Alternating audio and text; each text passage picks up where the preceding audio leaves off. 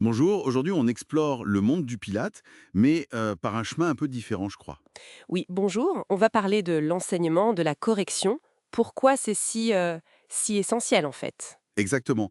On se base sur une conversation très intéressante avec Caroline Berger de Femuni, qui a fondé le studio Biopilates à Paris. Hmm, Son idée, c'est que le Pilates, quand il est bien enseigné, ça devient plus qu'un sport, une vraie pédagogie du mouvement. c'est ça. Et ça change pas mal de choses pour les pratiquants. Oui, elle explique que souvent les gens arrivent avec une idée, bon, soit de renforcement, soit d'étirement, assez classique. Voilà.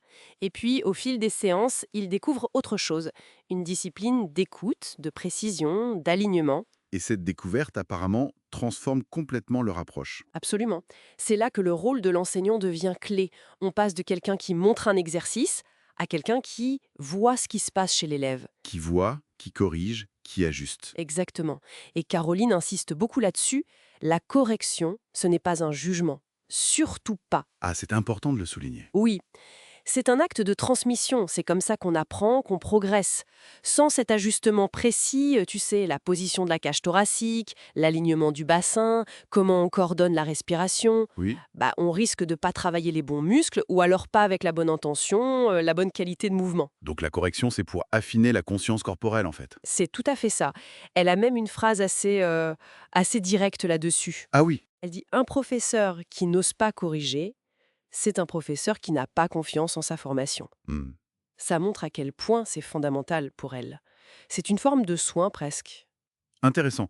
Mais du coup, cette correction, ça demande une sacrée confiance entre l'élève et l'enseignant, non? J'imagine que ça peut être un peu intimidant au début. Oui, c'est un point essentiel. Et cette confiance, elle se construit dès la première séance en fait, Comment? par l'écoute déjà. Comprendre pourquoi la personne est là. Ensuite, par des explications claires. Pourquoi on corrige ce qu'on cherche à obtenir. Et surtout, cette absence de jugement dont on parlait. Il faut que l'élève se sente en sécurité, en somme. Voilà. Pour accepter de ralentir, d'explorer, de peut-être ne pas réussir tout de suite. Le studio devient alors un espace protégé. D'où l'idée chez Bibliaf d'avoir parfois des cours qui nécessitent une sorte d'autorisation. Ce n'est pas de l'élitisme alors, hein? Pas du tout selon elle. C'est une question de respect pour le niveau de chacun et pour la progression. Ça garantit que l'accompagnement reste de qualité, que l'élève peut vraiment intégrer ce qu'on lui propose sans se mettre en danger ou se sentir perdu. D'accord. Et c'est là qu'on en vient aux fameux 6 principes du Pilates. Concentration, contrôle, centrage. Comment on les intègre concrètement? Ce n'est pas juste de la théorie.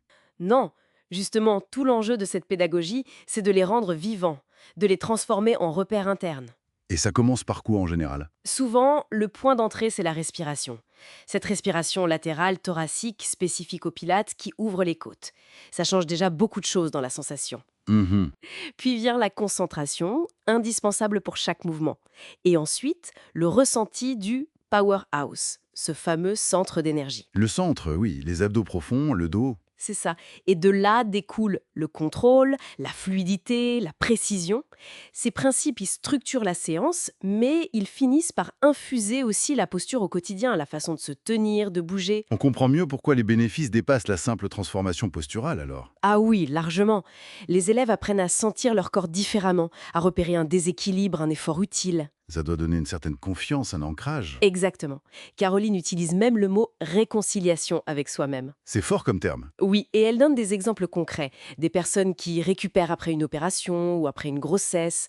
C'est une reconnexion profonde qui s'opère. Et la pédagogie reste centrale dans tout ça. Toujours savoir s'adapter à chaque personne, l'élever vers plus d'autonomie, mais aussi, parfois, savoir dire non. Dire non. Hmm. C'est-à-dire? Dire non à un exercice qui n'est pas encore adapté, par exemple, pour protéger l'intégrité de la personne et aussi l'intégrité de la méthode Pilates elle-même. C'est exigeant. Ça explique peut-être pourquoi elle semble critique envers les cours, tout niveau parfois. Oui, parce que pour qu'un cours, tout niveau, soit vraiment efficace et sécurisé, ça demande une expertise et une attention de tous les instants de la part de l'enseignant, ce qui est très difficile. L'organisation par niveau, quand elle est bien pensée, permet une progression plus sûre et plus pertinente pour chacun. Elle défend un Pilates précis, humain, transmis avec justesse. loin d'une pratique banalisée, quoi. Donc, si on devait résumer le message clé de cet entretien avec Caroline Berger de Femini, Je dirais que le Pilate, tel qu'elle le conçoit et le transmet, c'est vraiment un système d'éducation corporelle. l'éducation, ouais. Oui, basé sur la précision, la correction bienveillante et une relation de confiance très forte. Le but, c'est moins de faire des mouvements que de les comprendre et de les ressentir de l'intérieur grâce à ce guidage expert. Elle parle même d'art d'être. Ça donne à réfléchir. Tout à fait. Et ça soulève une dernière question peut-être.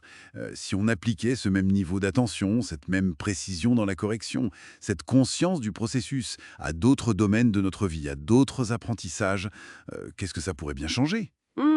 Belle piste de réflexion pour finir. Voilà, matière à penser. Merci de nous avoir suivis. À bientôt.